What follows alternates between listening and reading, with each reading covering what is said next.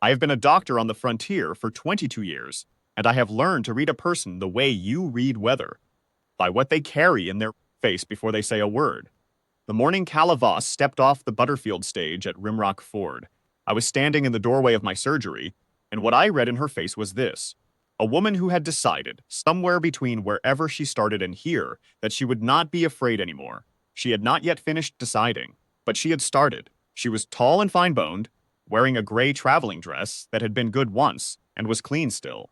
Her left cheek carried a bruise that she had powdered over with care, and her right hand, when she reached for her traveling case, moved with the particular slowness of a woman who has learned not to reach for things quickly.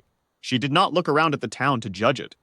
She looked at it the way you look at a place you may have to live in, measuring it for what it could provide, not for what it could offer. Rimrock Ford was not much to measure: a trading post, a feed barn, my surgery, a rooming house run by a widow named Delia Marsh, a saloon, and the stage relay station. The river ran brown and shallow 20 yards behind the main street. In summer, the dust never settled. It was May, and the dust was already up. I watched her walk to the relay station and speak with the post agent, Clem Audrey. I watched Clem look her over with the frank appraisal of a man accustomed to appraising livestock, and apply the same expression to both. I watched him point her toward Delia's rooming house. I watched her nod, pick up her case, and walk there without hurry and without looking back at Clem's eyes on her shoulders. There was one other person watching. He was leaned against the rail outside the saloon with his arms crossed and his hat low, a lean man in a trail-worn duster the color of old sand. He had been in town 2 days already. He had paid for his room at Delia's in advance, which was unusual. He had not caused trouble, which was also unusual for a man who looked the way he looked. There was something in the set of his jaw and the stillness of his hands that suggested he was accustomed to trouble and had simply decided, on this particular stretch of days, not to invite it. His name, when he had signed Delia's ledger, was Boone Callard. He had given no other information, and no one in Rimrock Ford had asked. I asked later.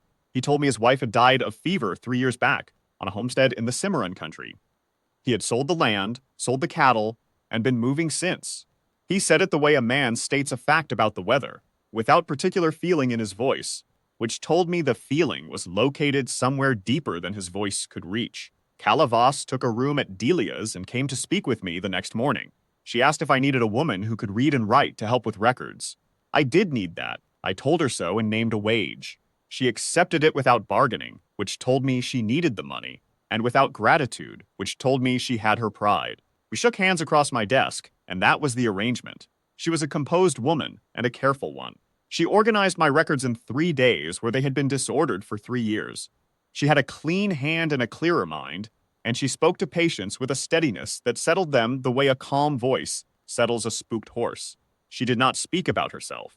When I asked with a doctor's circumspection how she had come to Rimrock Ford, she said she had needed a change of circumstance and that Rimrock Ford had seemed distant enough to provide one. I did not press her. I had seen the bruise fade to yellow at her cheek.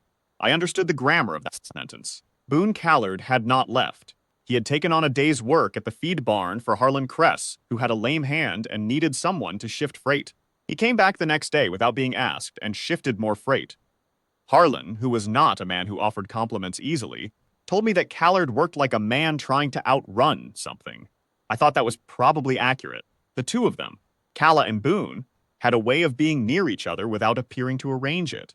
She walked past the feed barn on her way to my surgery each morning. He was often outside. They did not stop to speak at first. Then, one morning, they did, and I watched from my window as they talked for 3 minutes. Boone with his hat in his hands, turning it by the brim, Calla with her arms at her sides, and her chin up. They were not the postures of a courtship. They were the postures of two careful people locating each other. The way you locate a light across a dark valley, not to run toward it, but to know it is there. On the 4th morning of the 8th day, Renner Voss rode into Rimrock Ford. I knew who he was before he said a name. He was a big, square-built man on a bay horse, and he had the look of a man who had been told no and did not accept it as an answer. He wore a pistol on his right hip and a coiled temper in the line of his mouth. He went first to the relay station and spoke with Clem Audrey. I saw Clem point toward my surgery. I stepped into the street. I thought about calling out to warn Calla. I am ashamed to say I hesitated. Not from cowardice exactly, but from that particular frontier calculus that tells a man a thing is not his business, and the consequences of making it his business are likely to be expensive. It is a calculus I have never been proud of. I was still running it when Renner Voss came past me without a word and pushed open the door of my surgery. I heard his voice, low and flat, the voice of a man reciting something he has recited before. I heard Calla's voice answer, not loud, not afraid, just clear and final, the voice of a woman who has also said her piece before and is not going to say a different one. And I heard the door open again and the sound of boots on the boardwalk, and when I turned, Renner Voss had Calla by the wrist and was walking her toward the center of the street.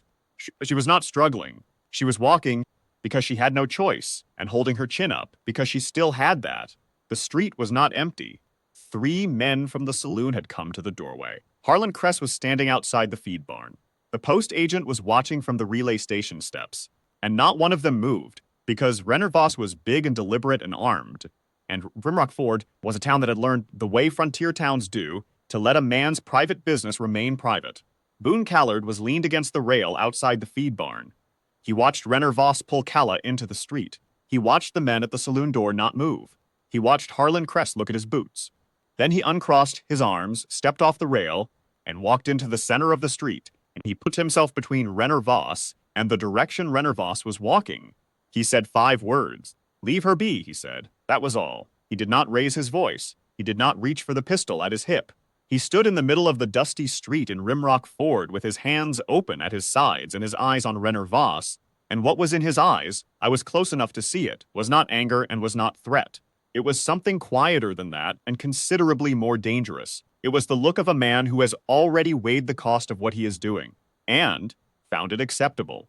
A man who has nothing left to lose moves differently from other men, and every man who has ever been in a fight knows the difference. Renner Voss knew it. He stood for a long moment with Calla's wrist in his hand and looked at Boone Callard, and I watched him run his own calculation. He was big, and he was armed, and he was also not a fool, or not that particular kind of fool. He looked at Boone's hands. He looked at Boone's eyes. He looked at the way Boone was standing, which was the way a man stands when he has already decided. Then Renner Voss let go of Calla's wrist. He said something then, low enough that I did not hear it. Calla heard it. She did not flinch. She did not answer. She turned and walked back to my surgery and went inside and shut the door, and in the silence that followed, Renner Voss stood alone in the center of the street with every man in Rimrock Ford watching him from their safe distances, and nobody moving an inch. On his behalf, he mounted his horse, he rode south, and the dust came up behind him and then settled, and that was the end of Renner Voss in Rimrock Ford. The men at the saloon door went back inside. Harlan Kress found something to do with his lame hand. Boone Callard stood in the street a moment longer, then turned and walked back to the feed barn as though he had done nothing more notable than move a crate of goods, and he picked up the sack of grain he had set down and went back to work. I went inside to see about Calla.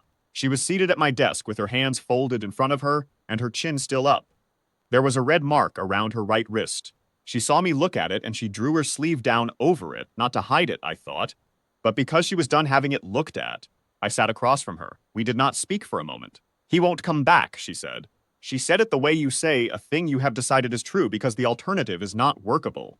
"No," I said. "I don't believe he will." She nodded once. Then she opened my record book and went back to work. Boone did not come to see her that evening. He gave her the day, which was the right thing, and told me later he had not planned it that way, that he had simply found himself unable to walk over there and had trusted the instinct. He came the next evening instead, and he sat on the step outside Delia's rooming house with his hat in his hands, and Calla came out and sat beside him, and they talked in the way of people who have each used up their words on difficult things and find it restful to say plain ones. He stayed another week, then another. Harlan Kress's hand was not improving, and there was always freight to shift, and Boone was not, he told me, in any particular hurry to be anywhere else. By June, he had built a small room onto the back of my surgery because the space was needed and he had the skill. He did not charge for the labor. He ate supper with Calla 3 evenings a week at Delia's table, and the other evenings he could be found on the step with his hats in his hands and Calla beside him, and the talking between them had grown quieter in the way that talking grows quiet when there is less need to explain, and more room simply to be in the same place. He asked her in July. I know because she told me the next morning, and there was something in her face I had not seen when she stepped off that stage in May. Not relief, not triumph, but the particular steadiness of a woman who has arrived somewhere she intended to go. They married in August in the shade of the cottonwoods by the river, with Delia Marsh and Harlan Kress and me as witnesses. The ceremony was plain and short. Boone spoke his vows in the same voice he had used in the middle of the street that morning in May, quiet and final, the voice of a man who has decided and will not be revisited on the matter. They stayed in Rimrock Ford. Calla kept the records and talked to patience, and built, over the next years, a reputation as a woman whose judgment you could trust in a hard moment. Boone shifted freight for a while longer, then bought a piece of land east of town with water on it and ran cattle, and he was good at it in the methodical way of a man who does the necessary thing without fanfare and is satisfied by that. I have thought often, in the years since, about what it was that made Boone Callard step off that rail and into the street. He was a man on his way through and had no stake in the business. He was tired, I think, in the way a man gets tired when he has been moving for 3 years with no particular destination, when every town is the same and the road behind him is longer than anything in front.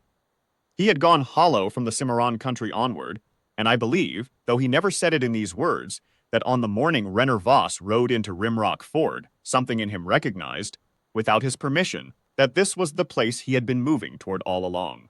Not because of a woman, exactly, because of a choice. Because after 3 years of having nothing that required him to stand in one spot and hold his ground, here was a moment that did. And he found, when he stepped off that rail, that he still could. The rest followed from that. The rest was just mornings. I have lived long enough to know that most lives pivot on something smaller than they should. A 5-word sentence in the middle of a dusty street. A hand let go of a wrist. A man who decides for no reason he can fully account for that this is the place and this is the moment and he is not going to stand aside.